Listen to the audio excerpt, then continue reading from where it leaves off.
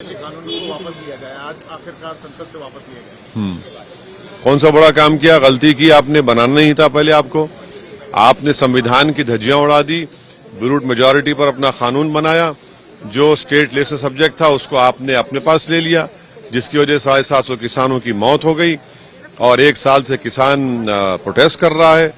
Political loss आपको नजर आ रहा था। आने वाले विधानसभा के चुनाव में सुप्रीम कोर्ट में अगर ये जाता तो यकीनन सुप्रीम कोर्ट स्ट्राइक ऑफ करती, हमारा ओपिनियन है। इसीलिए इनको हालत मजबूरी में अपने ईगो को और अपने प्राइड को सॉल्व करके इस कानून को रिपील करना पड़ा। आप लोगों का ये पहले भी आरोप था कि उस समय बिना कंसेंट के ये बिल पास हुए। अब जब ये बिल वापस लिए गए तब भी आरोप लगा रहे हैं कि डिस्कशन नहीं हुआ। देश के प्रधानमंत्री ने कैबिनेट से फैसला नहीं लिया और खुद जाकर देश को बता दिया कि भाई हमारी सरकार इस कानून को रिपील कर रही है। फिर collective parliament responsibility parliamentary democracy का हिस्सा है। आपने अनाउंस कर दिया, बाद में कैबिनेट को लेके आते हैं।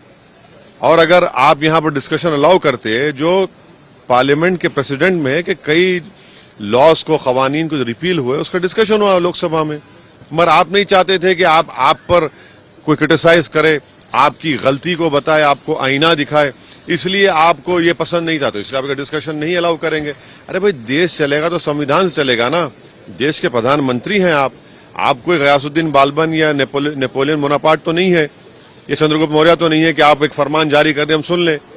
इस बताइए फिर 750 किसानों की जो मौत है उसका क्या करेंगे? उनकी मदद करेंगे नहीं करेंगे? आप यूपी में चुनाव लड़ रहे हैं, आपने ये दावा किया है कि 100 से ज्यादा सीटों पे आप चुनाव लड़ेंगे।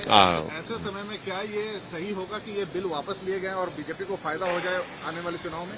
बीजेपी ने चुनाव को सामने रखकर ही हालत मजबूरी में अपने पॉलिटिकल लॉसेस को देखते हुए उन्होंने ये फैसला लिया है।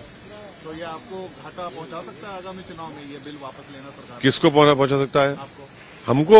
एक मुद्दा आपसे छीन लिया बीजेपी ने। हमारे पास बहुत मुद्दे हैं। प्राइस राइज का मुद्दा है, पेट्रोल डीजल का मुद्दा है, सरसों के कीमतों का मुद्दा है, योगी की पुलिस की और उनकी सरकार की मुसलमानों को लॉकअप में मारने का, दलितों को मारने का मसला है। बहुत मुद्दे हैं। आप क्या समझ रहे हैं कि एक ही मुद्दा है? क्या बहुत मुद्दे हैं। और ये इनको देखिए आप, बहुत बड़ा लॉस होने जा रहा है यूपी में। लॉस या हार रहे हैं बीजेपी? अब देखते जाइए, अभी तो शुरू। आपने इससे पहले भी ये दावा किया और रिक्वेस्ट भी की कि सीए का बिल और 370 जैसे कानून भी वापस। देखिए, ये जो फार्म लॉस को रिपील किया गया उसमें एक वर्ड लिखा गया, दो चीजें हैं में कि एक तो ये कि एक किसानों का छोटा सा तबका है इस कानून के खिलाफ था, दूसरा आजादी का अमृत। अरे भैया, ये सरकार अगर मुजाहिदीन आजादी को मानती है तो उनका पैगाम, उनका स्पिरिट क्या था कि देश में कंसेंसस और कंसेंट पैदा करे कानून बनाएंगे। यहां पर तो अपनी ब्रूट मेजॉरिटी पर बनाकर आप कहां के आजादी के अमरूद की बात कर रहे हैं? आप तो तौहीन कर रहे हैं उन जंग आजादी के मुजाहिदीन की। और अगर छोटा सा तबका खिलाफ है तो भारत में आज एक बहुत बड़ा तबका जो संविधान को चाहता है और मोहब्बत करता है, वो ये कह रहा है कि CAA का कानून रिलीजन की बुनियाद पर बनाया गया, जो आर्टिकल 14 का ग्रेव वायलेशन है। इसीलिए हम सरकार से डिमांड करते हैं कि उसको वापस लिया जाए CAA कानून को।